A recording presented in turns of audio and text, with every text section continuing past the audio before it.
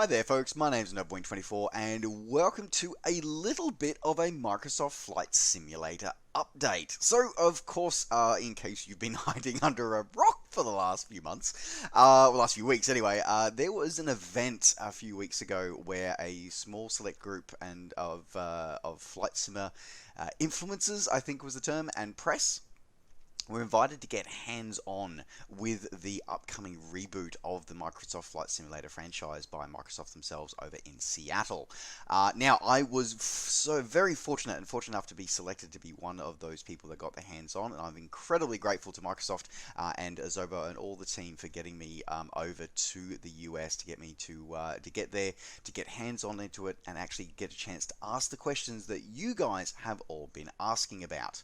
So that was one of the things we did kind of know about it a little bit in a couple of weeks in advance. So there was so for those who may not know, I am myself, as part of it being Nobwing24, I manage one of the many plethora of groups out there that of course allows people to have discussions and raise questions and give feedback about the upcoming Microsoft Flight Simulator reboot. Now in that group as well, we did ask for some I sort of posed the hypothetical question about what would be the things that you would like to see, what would be the questions you would ask if you had a chance to sit down with the developers. Now, of course, many of those questions we got a chance to ask, and a lot of them got answered. Some of them, however, didn't. So I actually did a bit of a follow-up with the developers Asobo, and to actually sort of go through and actually sort of say, well, is there any extra information that you can give to us that we can pass on to the community to be able to answer some of those other burning questions? So that's sort of why this little bit of a recap video is here, and sort of doing a bit of a summarizing of a couple of the updates that have come out recently. But before I get into your questions, let's probably go through a couple of the updates that have come out. Now, with this episode going live, it should be going live on October the 16th, 2019. That will mean that if you were not already an insider and you hadn't already signed up to be part of the alpha program, the alpha test program for the upcoming Microsoft Flight Simulator, then unfortunately you've missed your chance for now.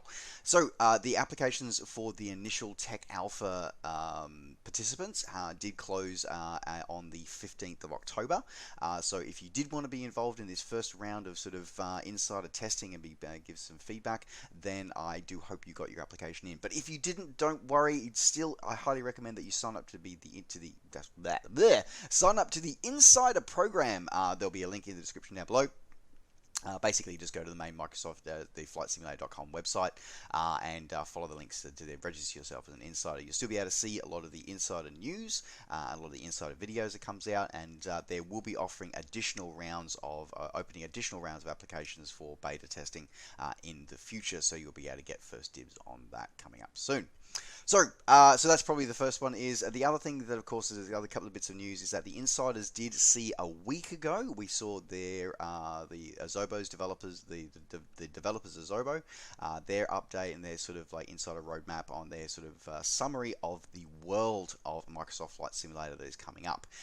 Now, for those of you again who may not, or for whatever reason have chosen not to sign up to become the insider, or don't want to go through the hassle of it for whatever reason, they are still releasing the insider content a little bit later to date. In fact, they released it as I'm recording this video about 10 hours ago to actually be able to, so everybody is now able to access that content.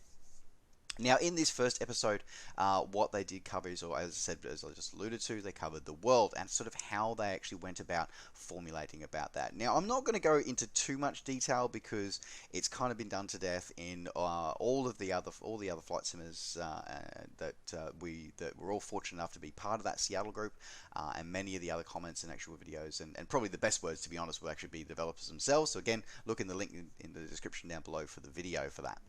But probably just the TLDR of the summary that I sort of give to you guys is that the petabytes of data that was sort of there, that's what was used to actually sort of get everything in together. They've gone through where the Azure cloud computing comes into it is a lot of the algorithms that go into actually improving, sort of they take the satellite and aerial imagery and then they actually sort of color match it, they blend it, do things like remove clouds. So because for obviously being Microsoft, they're using Bing imagery for a lot of it. And one of the big comments that gets made is that a lot of the Caribbean and Pacific islands, a lot of their imagery, unfortunately, is covered in a lot of cloud. So it means that the actual terrain is obscured, which isn't going to work so well if you're in a flight simulator. So they use the Azure AI to actually go through, build some algorithms to actually help clean up those big patches of cloud, and actually so you can see and feel the terrain underneath. They also go through some of the things about how they're modeling trees, how they model this terrain, and also a few other points to do with the scenery in the world. Now, again, as part of that, they also go through and re-stress, and this is probably the one thing that I will recap because I keep seeing these comments and the questions keep coming up in the forums, and the comments on the various groups and whatever, is talking about always on connectivity. Will you have to always be online in order to fly the simulator? And again, once again, the developers really want to reinforce the fact that no, you don't have to be. So if you want to have the ultimate, the top-notch experience, then yes, you will be streaming world data from the servers down there, down onto your PC. It will not be rendered. It will be rendered locally on your computer, but all the information will be sort of streamed to your PC via your bandwidth. But it will monitor your bandwidth actively, and if it determines that if your bandwidth is narrow for whatever reason, so if you're in an area where you're in an apartment complex, for example, and everybody's jumping on Netflix at the same time in the building, so your bandwidth gets a bit slow, then what it will do, it will dynamically adjust how much information it's getting from the servers, and then it will fill in that data with geotypical textures and geotypical content.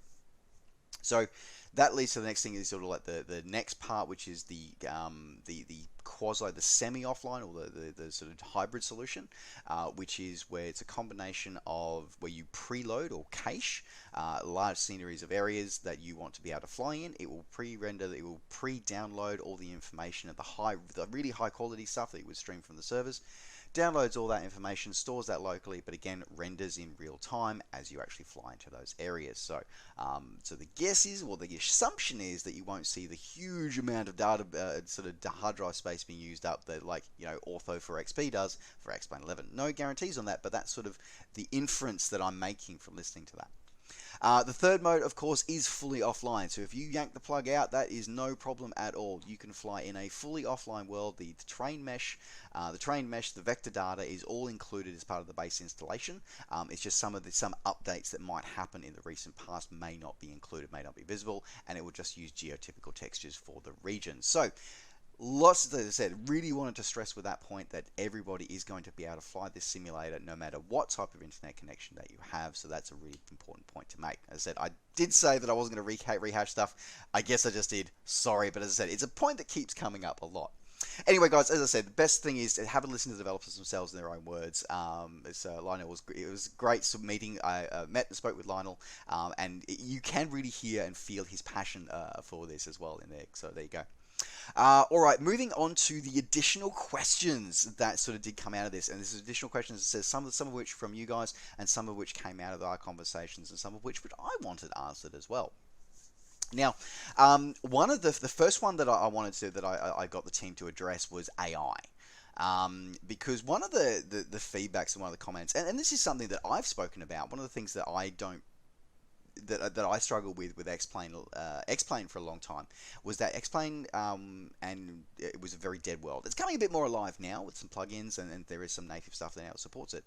But X-Plane always to me felt like a very dead world. A bit better with X-Plane 11, but it always did. The previous incarnation from Microsoft Flight, its biggest criticism, and it was the biggest criticism I ever had of it, was the fact that it was a dead world. There was no AI. The only time you ever flew with anybody else was when you were in a multiplayer session. So I always had a problem with that. So one of the first thing that for me came out was going to be, okay, what's the AI going to look like? So one of the things that we sort of the question that I asked was, will AI aircraft follow believable procedurally generated traffic routes or paths, or will they travel based on real world schedules and flight paths? So the answer that we got, so it was one of the things you might have seen me allude to in the three Grumpy Simmers video, and in my sort of 30-minute summation video as well, is that when we zoomed in as part of our tests and as part of our hands-on experience, we zoomed into an airport and we clicked on the major airports. We actually got to see a little panel, a little window that said, our traffic schedule. So we'd actually sort of see, and that was sort of looking at it going, it said live traffic data, and it was like, oh, that's interesting. Is that going to be? It's actually like feeding from Flight Radar 24 to be like, is it actually going to have actual real world schedules in there? Which is sort of what sort of led me, which sort of drove me to modify my original question a little bit. So the answer we got from Jorgen, the head of the program, was, as you may have seen if you zoomed into the Build World Map menu, we do have real world live air traffic data. This traffic natively follows correct and believable routes and will be available in SIM. Non-live full AI traffic is still in development and will follow believable routes, but the level of complexity will depend on community feedback and priorities, and we are not ready yet to give more details on this subject. So, what do we make of that statement? And probably there's a bit of a juxtaposition there, or almost like a contradiction there, is that we see that it says we do have real world live air traffic data. Great. This traffic natively follows correct and believable routes and will be available in SIM. So it may not be exactly following the exact flight path of the aircraft that it would actually fly in real life, but it would be traffic data that should be there that follows real world schedules if available. So for example, if you find that your flight from Connecticut to Denver is 10 minutes late, you probably won't see that in the sim, but maybe you should still see the flight.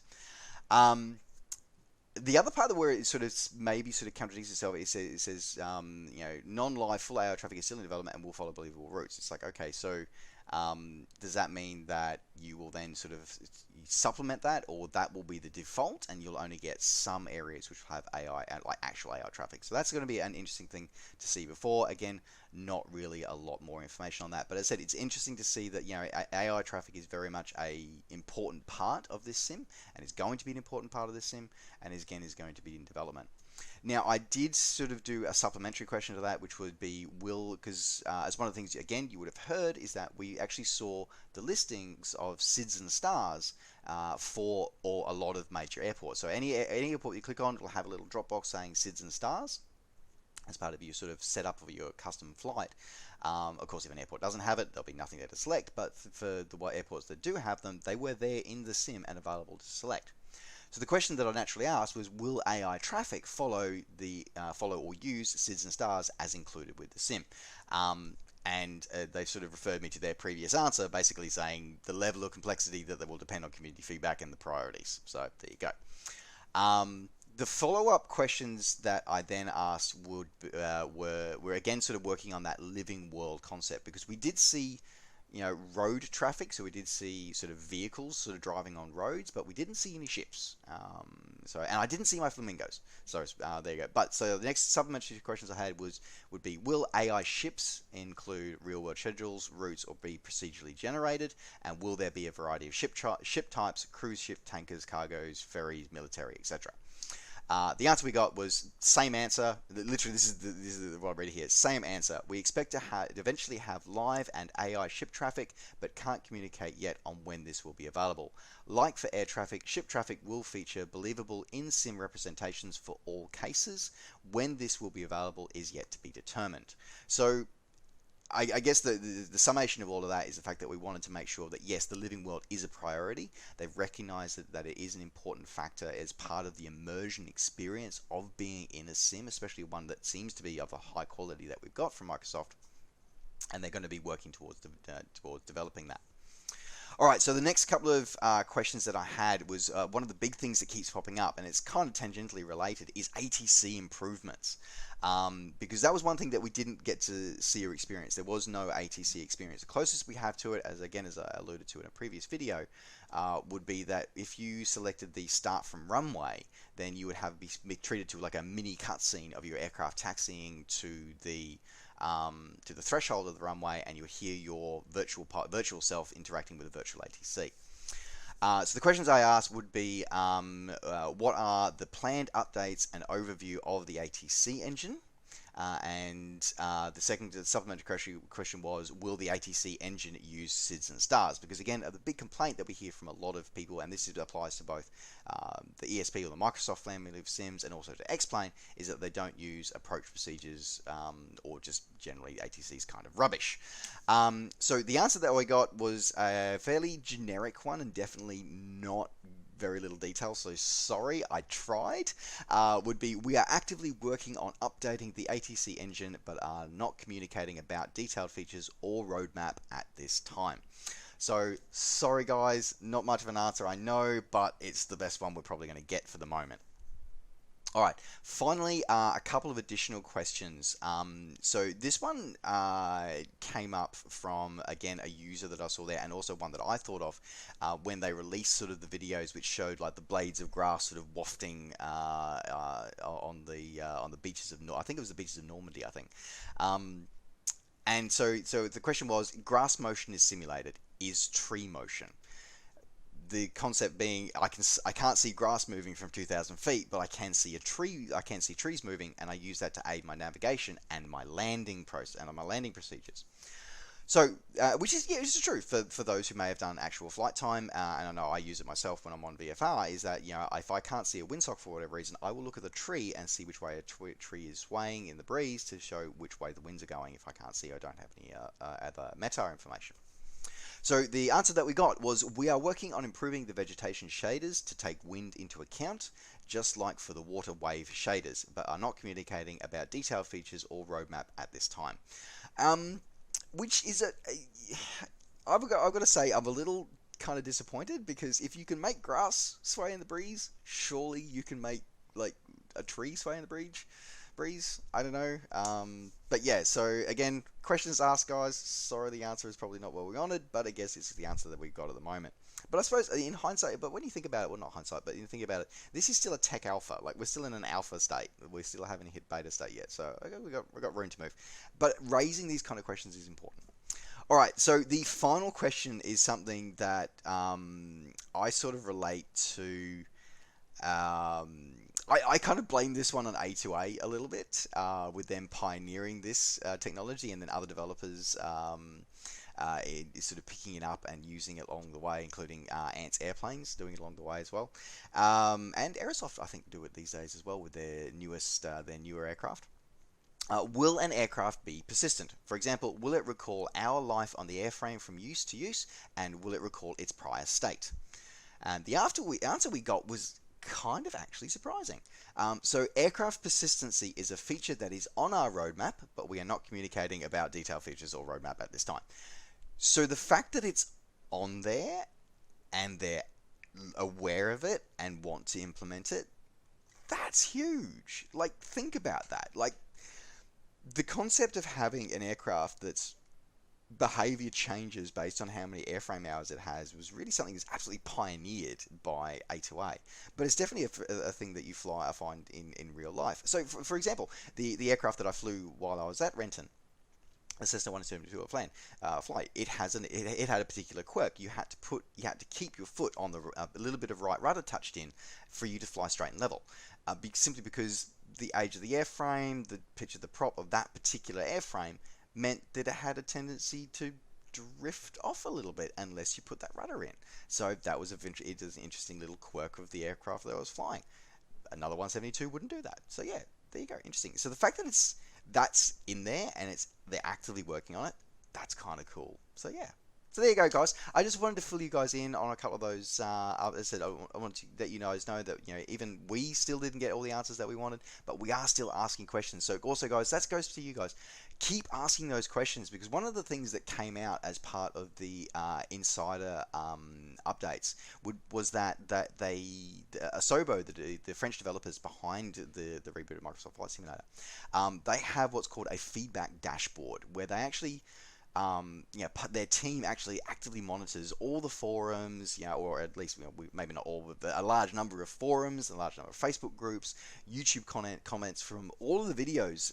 So any YouTuber that you saw or Twitch streamer that actually was in attendance at the event. They are going through and they are looking at all of those comments. So keep asking your questions, keep being involved and keep being engaged, because that's what the team are actually looking at, and they are actually going through and actually getting and sort of seeing the information, the feedback that we as the community are giving.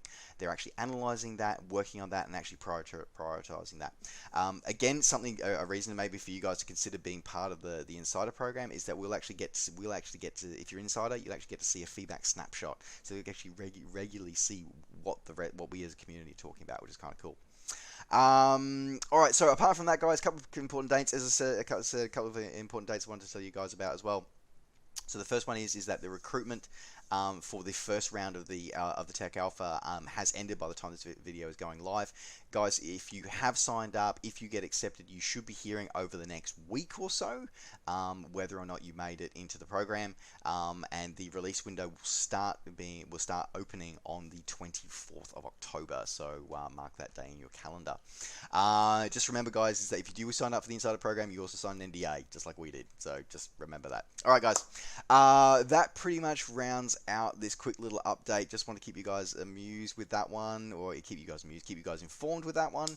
As always, folks, don't forget to like the video and subscribe to the channel if you're enjoying these videos and want to see more. And of course, as always, you can catch up with me and all the things I'm up to between videos by finding me on Facebook and on Twitter.